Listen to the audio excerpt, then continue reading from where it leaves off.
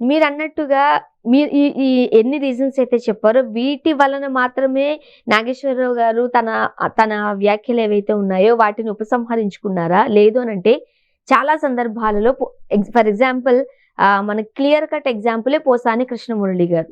ఆయన పట్ల జరిగిన ఆయన్ని తిప్పిన పోలీస్ స్టేషన్‌లుగా మొత్తం జిల్లాలన్నీ తిప్పేసిన పరిస్థితి మనం జూసాం. నాగేశ్వరరావు గారు కూడా ఆయన ఎక్కడ మాట్లాడారు? ఆయన మీద కేస్ ఎక్కడ నమోదైందంటే కాకినాడలో కూడా నమోదైంది. అంటే ఇలాగ ఆయన కూడా స్టేషన్‌లు తిరగడానికి భయపడో, లేపోతే ఎందుకొచ్చింది నాకీ తలనొప్పి అనుకునో, 4 అడుగులు వెనక్కి వేసున్నారనుకోవాలా?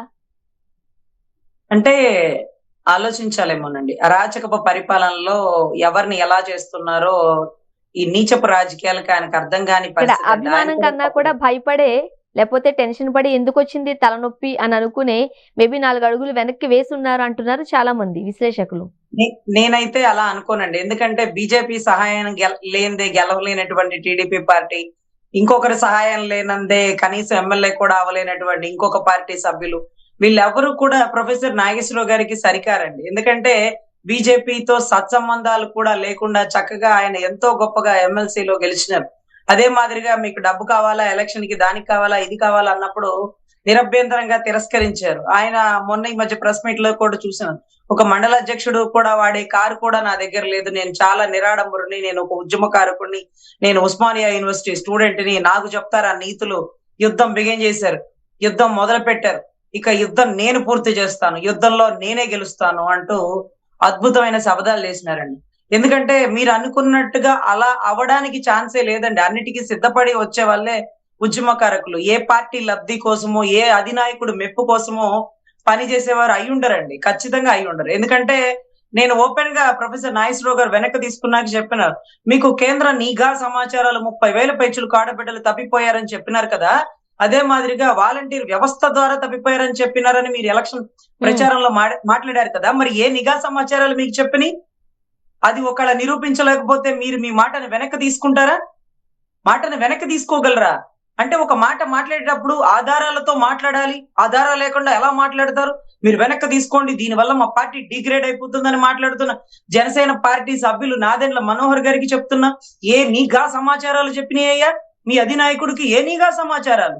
కనీసం ఒక రాష్ట్ర ముఖ్యమంత్రికి కూడా ఇవ్వవే information CBI, central bureau of ఇన్వెస్టిగేషనే కదా ఆపరేషన్ సింధూర్ లాంటివి ఇవి చేసినియి.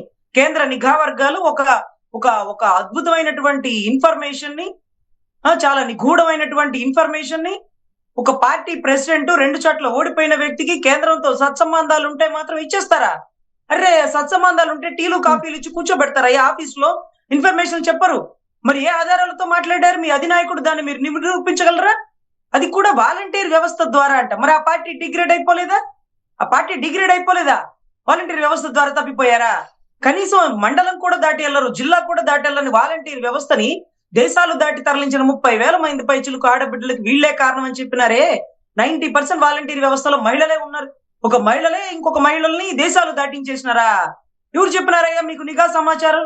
కాస్త చెప్తారా మాకేమన్నా? లేకపోతే వెనక్కి తీసుకుంటారా? ప్రొఫెసర్ నాగేశ్వరరావు గారిని మీరు అడిగిన ప్రశ్న అదే కదా! హ్మ్. మీ దగ్గర ఆధారాలు ఉన్నాయా? లేకపోతే వెనక్కి తీసుకోండి బేషరతుగా. అరె! మీరు తీసుకుంటారా స్వామి? లేకపోతే నిరూపించండి. ఆంధ్ర రాష్ట్రంలో ఏ వాలంటీర్ వల్ల ఏ దేశానికి ఏ మహిళ ఎళ్ళిపోయింది? పాకిస్తాన్‌కెళ్ళిపోయిందా? ఆఫ్ఘనిస్తాన్‌కెళ్ళిపోయిందా? యూఎస్‌కెళ్ళిపోయిందా? తాలిబాన్ల దగ్గరికెళ్ళిపోయారా? దుబాయ్‌కెళ్ళిపోయారా? ఎక్స్‌పోర్ట్ చేస్తున్నారా? ఏంటి అడగండి. చెప్పండి. 30,000 పైచిలుకు ఆడబిడ్డలు అంటూ ఏదో 100 అబద్దాలాడి ఒక పెళ్లి చేయాలన్నట్టుగా ఎలక్షన్ ముందు మీ ఇష్టాచారంగా మాట్లాడేసినారు. దానికి ఆధారాలున్నాయా? అరే! ఒక కాంగ్రెస్ పార్టీకి సంబంధించినటువంటి రాహుల్ గాంధీ గారిని ఏమయ్యా ఆయనకి పెళ్లయితే కాలేదు గానీ బ్రహ్మచారి అయితే మాత్రం నేను చెప్పనయ్యా. బ్రహ్మచారి అనైతే మాత్రం నేను చెప్పలేను. పెళ్లయితే కాలేదు గాని. అని అలాంటి అవాక్కులు, చవాక్కులు, అనుచిత వాక్యాలు మాట్లాడేటప్పుడు అవతల వ్యక్తి గురించి మనం మాట్లాడొచ్చా? మాట్లాడకూడదా? ఆధారాలున్నాయా? ఆధారాలున్నాయా? అతను పెళ్లి కాలేదు. మరి అలాగే మీరంటున్న మాటలకేమన్నా ఆధారాలున్నాయా? తప్పు కదా సార్! ఈరోజు ప్రొఫెసర్ నాగేశ్వరరావు గారిని అష్టదిగ్బంధనం చేసి నువ్వు పేటీఎం స్టారు, వైసీపీ కండువాలు, లేకపోతే నువ్వు చిల్లర ఎరుకునే రకాలు, నువ్వది, నువ్విది అబ్బబ్బబ్బబ్బా! జనసేన పార్టీ నుంచి అధికార ప్రతినిధులనే నెపంతో నోటికి వచ్చినట్టు మాట్లాడేసినారు సార్. ఎంత దారుణం అంటే బీజేపీ సహాయం లేకుండా అడుగు కూడా బయటికెళ్ళలేని పార్టీ. అలాంటి పార్టీలను దాటి ఇండిపెండెంట్‌గా గెలిచిన వ్యక్తి ప్రొఫెసర్ నాగేశ్వరరావు.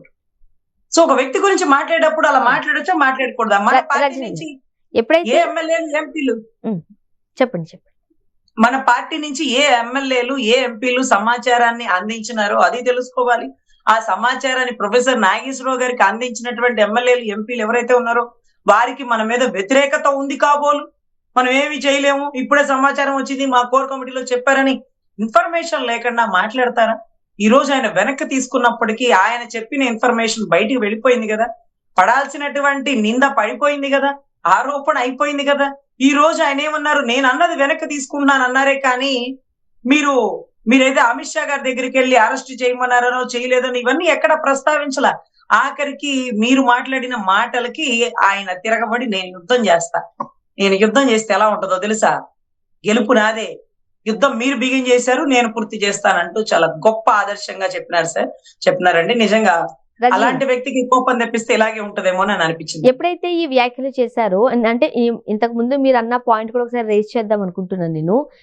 ఎవరైతే మహిళలు విమెన్ ట్రాఫికింగ్ జరిగింది ఆంధ్రప్రదేశ్ లో 30,000 పైచిలుకు మంది విమెన్ ట్రాఫికింగ్ గురయ్యారు అంటూ కేంద్రం నుంచి వచ్చిన నిఘా వర్గాలు చెప్పాయన్న దానికి ఆన్సర్ గా హోంమంత్రి అనిత గారు క్లారిటీగా చెప్పారు, అంతమంది ఏం మిస్ కాలేదు, సో గణాంకాలు ఇవి అని లెక్కలు చెప్పారు. ఆ తర్వాత ఆ లెక్కలకు సంబంధించి ఇప్పటి వరకు మాట్లాడిన వైను మనం ఆంధ్రప్రదేశ్ లో నాయకుల దగ్గర మనం చూడలేదు. అంటే ఈ 30,000 పై చిలుకులు తప్పిపోయారు అనేది ఇప్పుడు ఎవరైతే కేంద్ర నిఘా వర్గాలు ఎన్సీఆర్పి రిపోర్ట్ అని ఇంతమంది తప్పిపోయారు, లేకపోతే ఇంతమంది మిస్ అయ్యారు, ఇంతమంది మీద మానభంగాలు జరిగినాయి, ఇవన్నీ రిపోర్ట్ ఇస్తాయి. దీనికి కారణాలు ఇవి అని చెప్పవండి. ఎందుకంటే ఆ కారణాలు ఏవో మూడో కంటికి తెలియకుండా పట్టుకొని ఎత్తి లోపలేస్తారు. ఎందుకంటే ఇప్పుడు మీరు చెప్తున్న కేంద్ర నిఘా వర్గాలే ఆపరేషన్ సింధూర్ లాంటివి కండక్ట్ చేసేవి. ఇప్పుడే మీరు చెప్పిన కేంద్ర నిఘా వర్గాలే డ్రగ్ నిర్మూలనకి కానీ, లేకపోతే లంచగొండితనానికి కానీ, లేకపోతే పెద్ద పెద్ద మర్డర్ కేసులకు కానీ ఇవన్నీ ఛేదించేవి. సో మూడో కంటికి తెలియకుండా చేసే ఇన్ఫర్మేషన్ ని గౌరవ పవన్ కళ్యాణ్ గారికి ఇవ్వడం చాలా ఆశ్చర్యం. అదే కాకుండా హోమ్ మినిస్టర్ గారు ముందుకు వచ్చి అంత కాదు ఇంత అని చెప్తున్నారు. ఆ ఇంత ఎవరి వల్ల? వాలంటీర్ వ్యవస్థ వల్ల. 90% మహిళలు తెల్లారుజామున 6ంటికి 7ంటికి లేచి ఇంటికి పెన్షన్లు అందిస్తూ ప్రతి పథకాలు వచ్చినాయో అదే తెలుసుకుంటూ కందిపప్పులు, బియ్యం, నూనె అన్ని మోసుకొచ్చి ప్రతి ఇంటికి 50 ఇళ్లకి ఒక మహిళ, ఆ 50 ఇళ్లకి తెలిసిన ఆడబిడ్డ, ఆ 50 ఇళ్లకి తెలిసిన ఆడబిడ్డ ఆ 50 ఇళ్లలో ఆడబిడ్డలను తీసుకుని వెళ్ళి దేశాలు దాటిస్తుందా? అంటే ఇలాంటి పదాలు వాడేటప్పుడు మహిళలు మనసు ఎంత నొచ్చుకుంటది అంటే రంగవల్లి గారు విజయవాడలో పెట్టినటువంటి కేసే నమోదండి. ఏదైతే ప్రొఫెసర్ నాగేశ్వరరావు గారి మాటల్ని వెనక్కి తీసుకోమని చెప్పినారు కాబట్టి నాదెండ్ల మనోహర్ గారు దయచేసి మీ అధినాయకుడు చెప్పిన మాటలకి ఎవిడెంటరీ ఉందా? వాలంటరీ వ్యవస్థ ద్వారా తప్పిపోతే దాన్ని మీరు నిరూపించగలరా? అదర్వైజ్ వెనక్కి తీసుకోగలరా బేషరతుగా అంటూ కూడా ఈ రోజు రాష్ట్ర ప్రజలు నిలదీస్తున్నారండి. ఇది చాలా పత్రికా స్వేచ్ఛకి నిజంగా తూట్లు పొడిచినట్టు. ఒక పెద్దవాడు, వయసు రీత్యా పెద్ద వ్యక్తి, చాలా అనుభవం గల వ్యక్తి, ఎన్నో పోస్ట్ గ్రాడ్యుయేషన్ డిగ్రీలు చేసిన వ్యక్తి ఒక మాట మాట్లాడితే దాంట్లో నిజం ఎంత అబద్ధం ఎంత అనేది చూసుకోకుండా ఎట్టి పరిస్థితుల్లో మీరు మాట్లాడే మాటల్ని ఎవరు స్వీకరిస్తారు? ఇదే కదా పత్రికా స్వేచ్ఛకి తూట్లు పొడవడం అంటే అని దాని ఉద్దేశం. అండ్ మరో పక్క నాగేశ్వరరావు గారి వ్యాఖ్యలు ఏదైతే ఉన్నాయో ఏపీ ప్రజలందరూ, ఆ రాష్ట్ర ప్రజలు, ఒక రకంగా చెప్పండి 2 తెలుగు రాష్ట్రాల్లోని ప్రజలు ఒకసారి అనాలిసిస్ చేస్తున్నారు. ఎప్పుడైతే పొత్తులో కలిసి వెళ్లారో ఒక టైంలో బీజేపీ అలానే తెలుగుదేశం పార్టీ, ఆ తర్వాత ఓడిపోయిన తర్వాత చంద్రబాబు నాయుడు గారు మోదీ గారి పైన చేసిన వ్యాఖ్యలు కావచ్చు, నా జూనియర్ అనడం కావచ్చు, లేదు అని అంటే ఆంధ్రప్రదేశ్ లో ఆయన కాలు ఎట్లా మోపుతానో నేను కూడా చూస్తాను అన్నట్టుగా మాట్లాడిన సందర్భాలు మనం చూసాం. మరోపక్క జగన్మోహన్ రెడ్డి గారు బీజేపీతో అంటకాగుతున్నట్లు కనిపించకపోయినప్పటికీ కూడా బీజేపీకి సంబంధించి కానీ, ప్రధానమంత్రి నరేంద్ర మోదీ గారికి సంబంధించి కానీ పల్లెత్తు మాట అనడం ఇప్పటి వరకు మనం చూడలేదు. దాని అర్థం మేబీ లాంగ్ టర్మ్ ఫ్రెండ్షిప్ లేకపోతే ఇన్స్టెంట్ ఫ్రెండ్షిప్ కింద కనిపించడం లేదు. నమ్మే పరిస్థితుల్లో ఆనాడు బీజేపీ లేకపోయి ఉండి ఆ వ్యాఖ్యలు చేసి ఉంటారేమో. 100% అండి. దీంట్లో ఇంకా మీరు నమ్మదగిన విషయం ఏంటంటే గతంలో పవన్ కళ్యాణ్ గారు ప్రచారంలో చెప్పిన మాటల జగన్ నేను ప్రభుత్వంలోకి వచ్చాక సెంట్రల్ తో చెప్పి నేను ఆట ఆడిస్తాను అన్నారు. అంటే సెంట్రల్ తో చెప్పి నిన్ను ఆట ఆడిస్తాను అంటే దాని అర్థం ఏంటంటే ఈయన సెంట్రల్ దగ్గరికి వెళ్ళినప్పుడల్లా జగన్ అరెస్ట్ చేయండి సార్, నా పరుగు పోతుంది సార్, ఎన్నో మార్లు నేను సెంట్రల్ తో చెప్పి ఆట ఆడిస్తాను సార్ అని ఉండేవాడిని అని అనుకుంటారని ఎంతో మంది భావిస్తారు. ఎందుకంటే ఆయన చెప్పిన స్టేట్మెంటే కదా. నేను ఏదో చేసేస్తానంటే ఓకే, పవన్ కళ్యాణ్ గారు జగన్ గారిని ఏదో చేసేస్తారు అనుకోవచ్చు.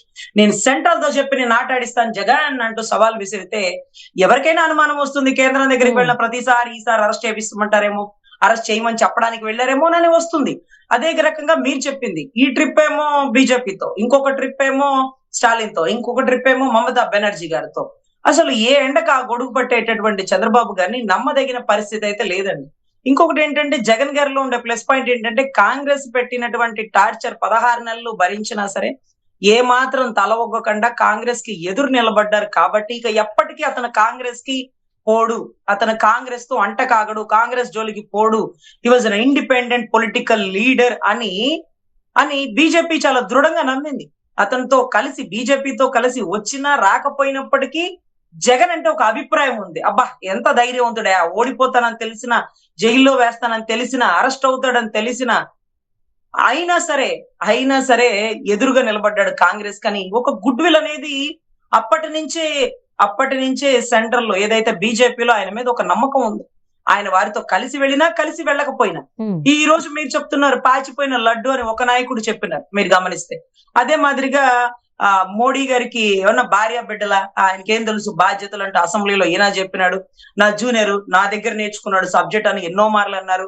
సో మోడీ గారు కూడా బాబు పోలవరాంని ఏటీఎం వాడినట్టు వాడతాడు అంటూ ఆయన స్టేట్మెంట్ ఇచ్చారు. మనం చాలా గమనించాల్సిన విషయం, ఎప్పుడు జగన్ గారు బీజేపీని తిట్టలేదు. బీజేపీ ఇన్నిసార్లు కూటమిలో ఉన్నప్పటికీ జగన్ వల్లే అమరావతి నాశనమైందని, జగన్ అరాచకవాదని, జగన్ ని పార్టీలోంచి దించేయాలని, జగన్ కి వ్యతిరేకంగా నిలబడాలని, ఈవెందో రాష్ట్రంలో ఉండే పురంధేశ్వరి గారు అక్కడ ఇక్కడ ఎంతమంది మాట్లాడినా గానీ అమిత్ షా గారి నోట నుంచి గాని, నరేంద్ర మోడీ గారి నోట నుంచి గాని ఎప్పుడు ఇప్పుడు రాలేదంటే permanent friend and instant friend, ఇప్పటికిప్పుడు అవసరం కాబట్టి ఈ పులిహార కలిపినాం అనేటటువంటి వాదనే వినపడుతుందండి. ఎందుకంటే మొన్నటి రోజు నితీష్ కుమార్ గారు అంటే బీహార్ కానీ ఆంధ్ర రాష్ట్రం కానీ సపోర్ట్ లేకపోతే మనం సెంట్రల్ లో జెండా పాతలేని పరిస్థితి. సో అప్పటికప్పుడు అవసరం కాబట్టి పవన్ కళ్యాణ్ గారిని ఓ అంది హై తుఫానీ హై అన్నాం, కానీ అంత ప్రేమేమీ ఉండబడ్డా. అదే మాదిరిగా బాబు నుంచి చాలా నేర్చుకోవాలి అన్నారే కానీ బాబు మీద ప్రేమ కాదు. అదే మాదిరిగా మందకృష్ణ మాదిగని దగ్గర తీసుకున్నారు, ఇదంతా ఓటు కోసం. సో ఇవన్నీ ఎలా ఉంటాయంటే ఖచ్చితంగా అప్పటికప్పుడు అవసరాన్ని బట్టి ఆ ప్రేమలు వలకపోస్తున్నారు. కానీ పర్మనెంట్ ఫ్రెండ్ అంటే మీరు చూడండి, ఇప్పుడు కూడా ఆయన ఎప్పుడైతే మోడీ గారిని తిట్టలేదు, మోడీ గారు ఆయన గురించి అసలు పదాన్ని కూడా ప్రస్తావించలేదండి. మీరు గమనిస్తే జగన్ అనే పేరుని కూడా ప్రస్తావించలేదు. ఇది ప్రొఫెసర్ నాగేశ్వరరావు గారు చెప్పాల్సిన అవసరం కూడా లేదు.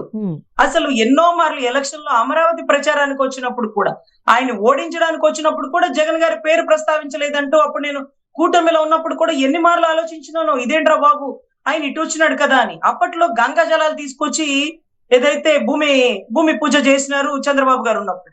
తర్వాత 5 ఏళ్లు వీళ్ళు ఢిల్లీకి వెళ్ళి జంతర్ మంతర్ లో ధర్నాలు చేసిన, ట్రైన్ ఎక్కి రాజ్యసభలకు వెళ్ళినా, మీటింగ్లకు వెళ్ళినా, పార్లమెంట్ కి వెళ్ళినా మోడీ గారు మాత్రం ఆంధ్ర రాష్ట్రంలో అడుగు కూడా పెట్టాల.